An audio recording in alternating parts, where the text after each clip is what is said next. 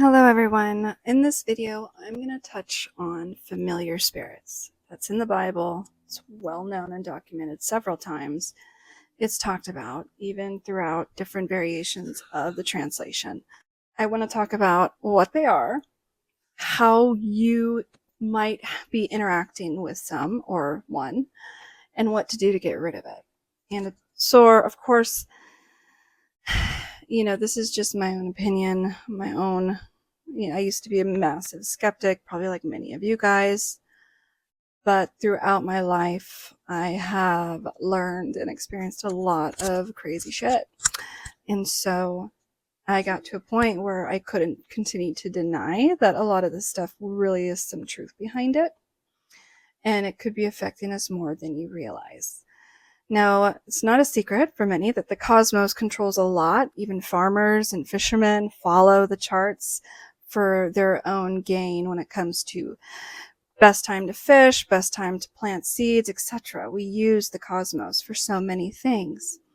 We use it for electricity, the water, the power of the water. The moon affects the oceans, affects the waters, affects fluid. We are full of fluid. So naturally, it's not a coincidence when you see statistics on what happens during a full moon and the crime rate or the statistics on that. Definitely not a coincidence. There are some truth. Now, do people take it to the extreme? Oh, sure. Of course they do.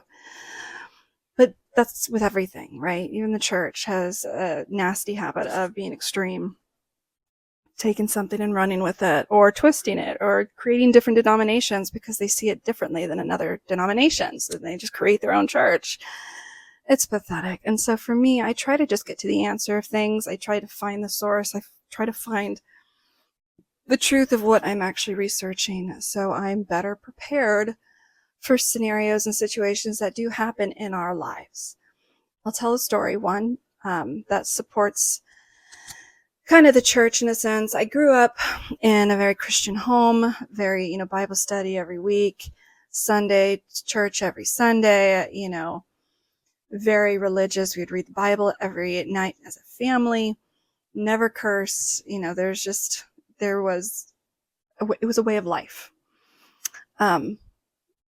So my mother was very anti-Harry Potter, anti-witches. She just had that outdated mindset of witchcrafting and everything, or there's they call it the satanic era or something, like where Billy Graham was like evangelizing everywhere, and it was all of these like saving movements. So it was really extreme, the kind of like fire for Jesus type mentality that was very prevalent. They were too on fire, like extreme. That new person that gives their life to God and they're so over the top in your face, like, I'm not going to hang around with you because I don't want to be around cursing. Or, no, that's a sin, so I'm not going to be around that anymore. So it's extreme, right? There's a balance. There's a medium. Life is about balance. And as I get older, I try to find that balance. But long story short, my mother was extreme, on fire for Jesus type thing. And she thought everywhere she was turning, there was a possibility for sin or corruption or whatever. And she would talk about spirits, right? She would talk about demons. She would talk about the spiritual realm a lot, even though she didn't believe in witchcraft. She didn't believe in some of the things that people would believe in. She didn't deny it was real. She didn't deny that spirits can mess with you, and what she just never was able to bridge was the fact that there are good ones too, right? It's not all evil and God is the only one you should focus on. There are so many things, spirit guides, ancestors, all these other matters that's supported with scripture that you can seek advice and guidance from. It's what Catholics do. They don't pray to saints. They talk to saints and ask them to intercede. They're praying to God. There's a difference. The debate, and I'm not saying that's for all the church, all the Catholic. I'm sure a lot of people do pray to the saints. But for me, that's what that scripture actually meant. You can utilize the saints. You can utilize your spirit guides for prayer, for needs, for manifestation. You just need to know how to properly do it. What are familiar spirits? Well, a familiar spirit is a demon. It's a bad spirit that holds nothing but a desire to ruin your life, mess with you, cause addiction, cause family trauma, cause, issues in the lineage of people. And just, how you see like family trauma like passed down to generations? That's a familiar spirit. One that purposely fucks with you. And the ones that seem like, oh my God, this family really is cursed, they have a prevalent amount of familiar spirits. Familiar spirits that are messing with their bloodline, messing with their life and family. So there are, demons, right? But they are demons, but there's another name for them. Familiars, they can't read your mind, right? They listen to you. They see your weaknesses and they latch onto those and try to fuck up your life in a sense. That's the goal of the dark side, is just to cause chaos and disruption and fuck with humanity for as long as they can until, the end times and God wins and we all have a new beautiful earth family. Kumbaya. But until then, that they hate humans. They hate it. They hate humans because the jealousy, right? Just like Lucifer was jealous of God creating humans and loving us more, whatever. And he's like, why, you don't love me anymore? and he just grew to hate us. His fellow angels, his demons, his familiar spirits, hate us the same, for the same reason. So they like to mess with us. And I don't think people understand that truth behind it. They have such hatred for us that they will literally try to cause chaos in your life for fun. It doesn't make any sense. Have you ever just had like a shitty day and you have no idea, that just made no sense? There's bad stuff happening left and right, or things not making sense, or what in the world is it with this family? They just seem to be cursed. Those are most likely familiar spirits fucking with these people. They can come into your home in various ways. Now, again, they're not God. They can't read your thoughts. They can't, read your mind. They can't infiltrate your life through your spirit unless you welcome them and let them in, right? And it can be various degrees of allowance. But there's ways and methods that they come to enter the home. My home growing up was the mecca for it was weird. My mother was a very unique woman. I feel she had a lot of power. Who she was, she just really didn't tap into it. She didn't really know it, but she was such a good person.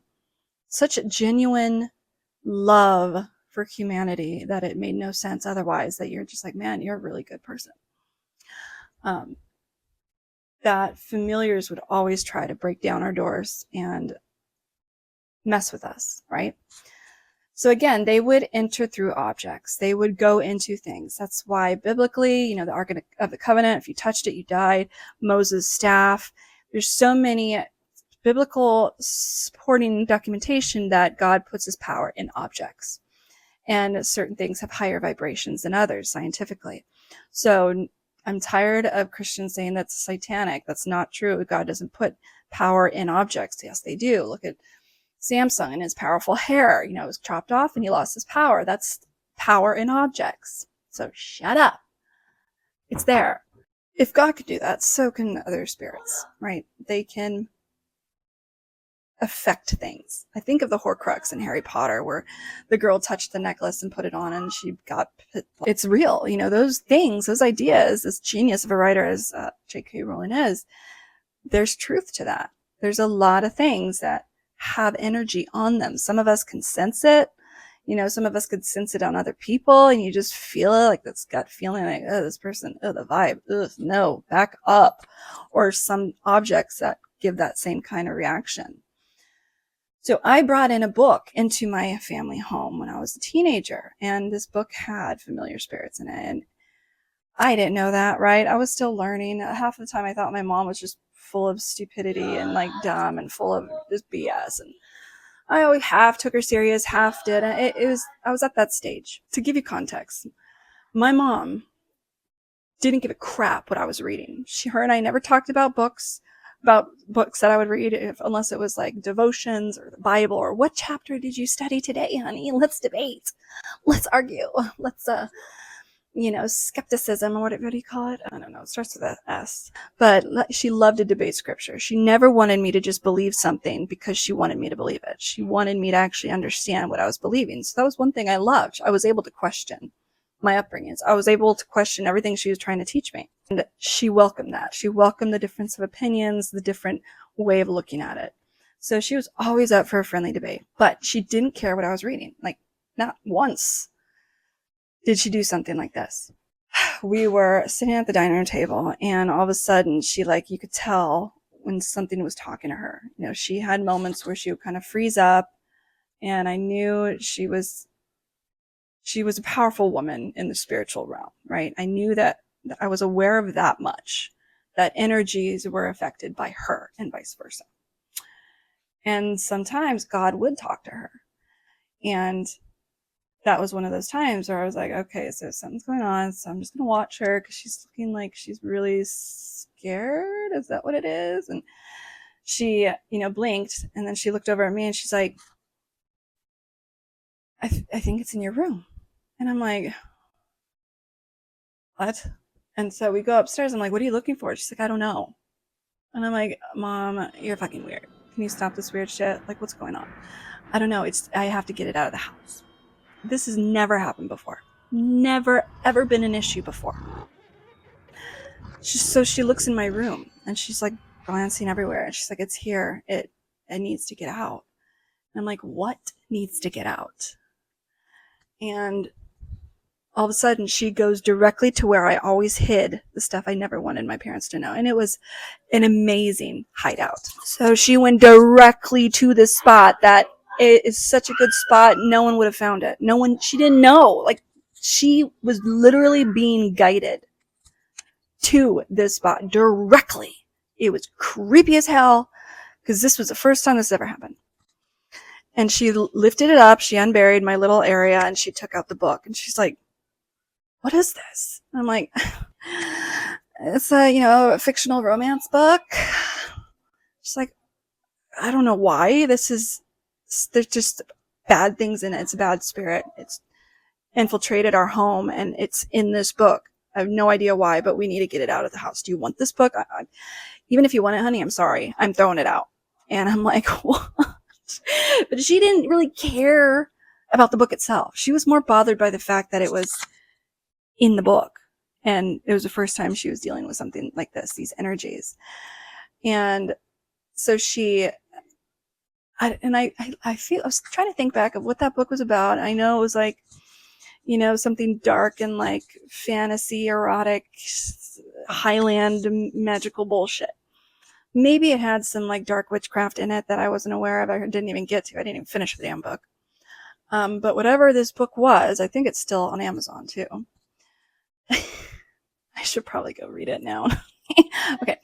I thought about it years ago, and then I just forgot all about it again. And then I remembered, and I'm like, yeah, I need to go buy that book now. And so anyway, she takes the book, she goes down the stairs with it, and she chucks it into the freaking recycle bin. That's when I first realized, okay, that's a thing. Things can enter objects. And it makes sense because I would remember these Bible verses and Bible stories about objects being powerful. And, and that's kind of where the idea of wands came from, was Moses' staff. It's like Christians forget there's so much out there from the actual translations that have been diluted and warped, and just things have been adjusted accordingly based on human man purpose and, agenda. But either or, there's a lot of truth to these things. And so that was one way a familiar spirit was trying to get into our house. And if they can enter, they can start messing with you. They'll watch your family. They'll watch your weaknesses. They'll watch what things are said and what bother. They'll look at expressions. It's really creepy as hell. Just do some Googling, and you'll see a lot of stories about even skeptics about these kind of situations. But it makes sense. If you're open-minded, you'll realize it makes sense that this is something that's a possibility and probability. And let's try to avoid that as much as possible. So, of course, there are many ways to try to get rid of it besides just chucking it in the recycle bin and, wasting my fucking money.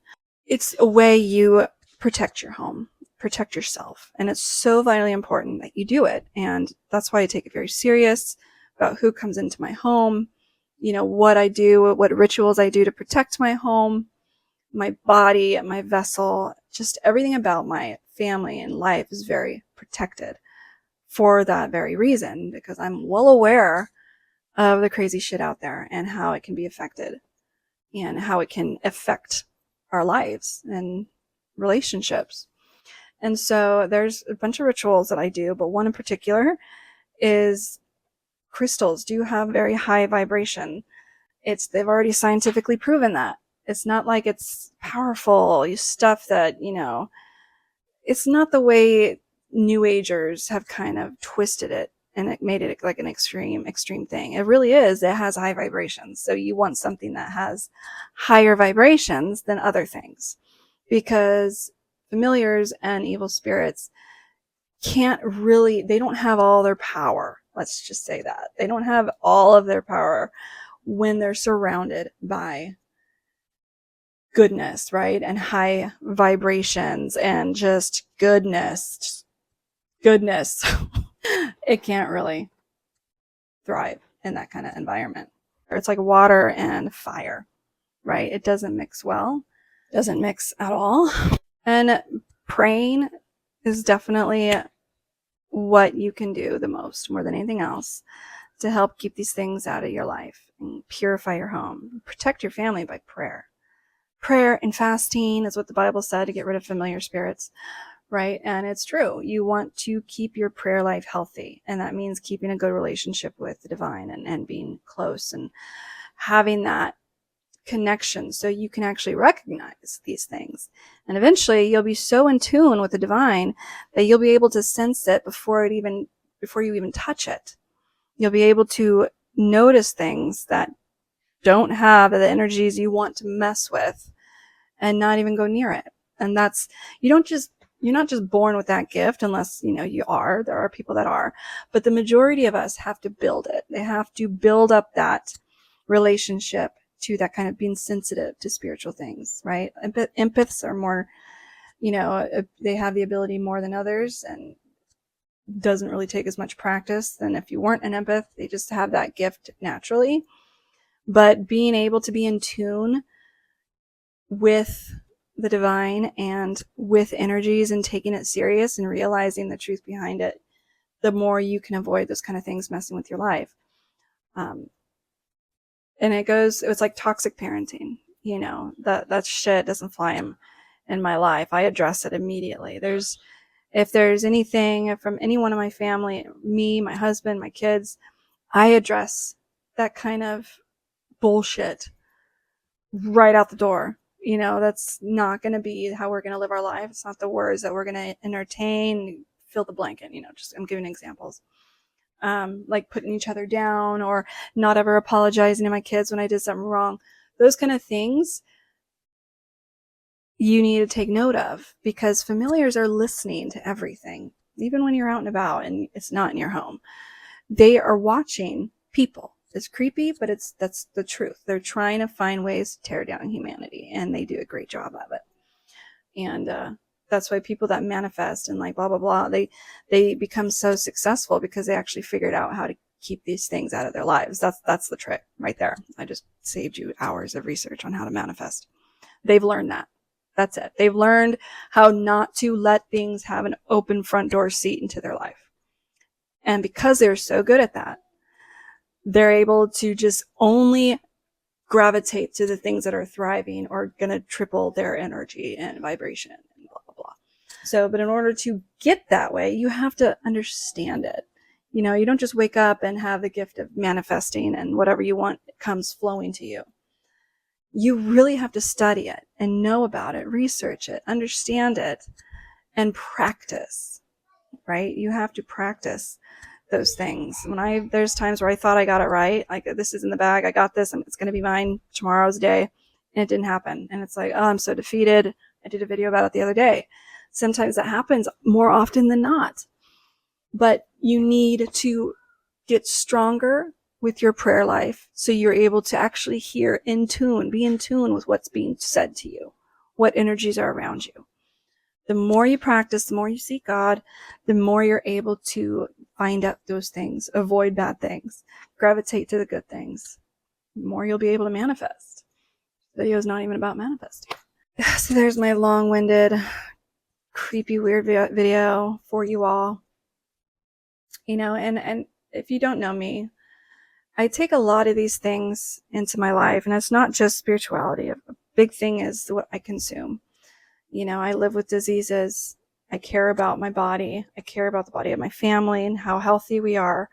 But I'm realistic. I'm like a weird person to have a debate with when it comes to eating healthy and organic, because I literally grew up in the most nut job healthy household you could think of. Like raw milk, organic everything, Whole Foods for every fucking trip, no other store except Whole Foods. Before, like right when it opened its doors decades ago. Like my mom was on that shit. I grew up in an extremely healthy household. Supplements, vitamins, you know, smoothies that take away cancer, all this shit. Been there, done that. And my mom still got cancer and died. And because she was so healthy, they didn't even catch it in time because she was not having any of the typical symptoms because she was so healthy. So when they caught it, it was already stage 4 and she was going to have a few months to live. And they obviously, there's a whole story behind that, but that is what kind of makes me bitter and annoyed. The people get so obsessed with trying to stay healthy. But if you're going to get cancer, you're going to get it. Doesn't matter what you do. That's the thing about cancer. And that's why so many fucking people are so passionate about trying to find a cure and fix this and stop this disease, because it kills and it's vicious. No rhyme or reason to it. Children will be born with it for no fucking reason of their own. So I don't like to be so freaking obsessed with being healthy that when my body does have something it's trying to kill, I can't be in tune with that and notice there's something wrong because I'm always so healthy and energized with vitamins and goodness. No, I'm not saying let's all be unhealthy so we can like notice when we're feeling shitty. But there's a balance, people. There's a balance. Okay. That's what I'm all about. You know, so I like alternative medicine. I, you know, live with diseases, so I have to look for natural ways to help with pain, help with, you know, maybe depression because of the chronic pain. And I will seek out Mother Nature, you know, God's nature, God's medicine, because that's what he created it for. Is it for everybody? No. Could you get addicted to certain things? Sure, anything. You know, withdrawals and detox could be from anything under the sun. You know, people, when they stop white sugar, it's intense. It's like you're getting off a crack practically. The withdrawals is crazy if you actually stopped artificial white sugar. It affects your body no matter what. It's something you've put into your body routinely. It's going to have that effect no matter what it is. So pick your vice. That's what I always say. That's why my whole point of this channel is trying to talk about things that are so taboo or off, you know, people don't like to talk about because they're either afraid of the idea, it's scary to them, or what. They just don't even want to go there. So I like to talk about those things, whether it be alternative medicine, whether it be spirituality, whether it be, you know, depression, mental health, you know, low libido, whatever it is. I like to touch on those taboo things that a lot of people avoid because of awkwardness or embarrassment, or just because they don't know. So because they don't know information about it, they'll just chalk it up as bad. What's kratom? I have no idea what kratom is, but it's bad because I heard one fucking media post about it. It's spice. They're so ignorant to things because they don't actually care to do their research on things. If they don't know about it, they'll just leave it at that, and like they don't care to know about it.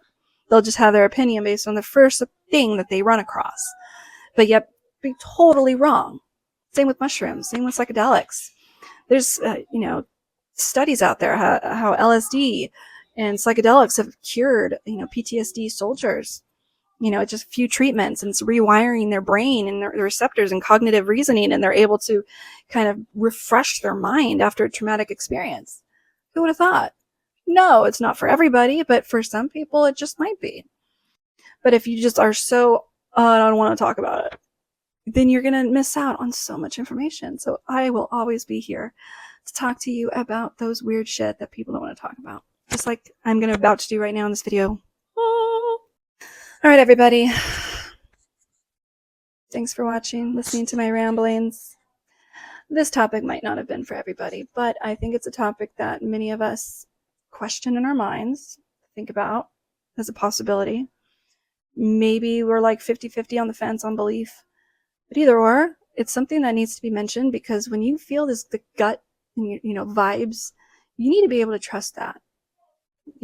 I always say that there's a difference between anxiety is all in the mind. Facts in your gut and trying to warn you of actual, fear, something you should avoid, is always in your gut. It's never going to be up here. Now, your mind can play tricks. The mind can, make you think something. The mind is not a safe place for you to just 100% believe in. Okay. But that's how you practice. You practice all these things. You get comfortable. Listen to stuff you might otherwise want to listen to gain that knowledge and information out there. All right. I will leave you here. Please like, subscribe, share. Thank you for listening, and I will see you in my next video.